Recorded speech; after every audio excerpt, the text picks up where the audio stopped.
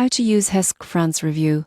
Properly beginner mistakes that cost you. HSBC France is a major bank offering personal and business banking, but beginners often make mistakes that can cost fees, time or account efficiency. Here's how to use it properly. The first mistake is not choosing the right account. Most users get this wrong by opening a standard account when they need specialized options like savings, investment or international accounts. Review HSBC France's offerings to match your needs. Second mistake, ignoring account fees and requirements. You won't believe how many miss minimum balance rules or monthly service charges. Check conditions before opening and maintain the required balances to avoid unnecessary fees. Third mistake, underusing digital banking features. The surprising truth is that HSBC France's app allows instant transfers, bill payments and account alerts that many beginners overlook. Enable notifications and explore app tools to save time and manage money efficiently. Fourth mistake, not planning international transactions. Beginners often face delays or extra fees when sending money abroad.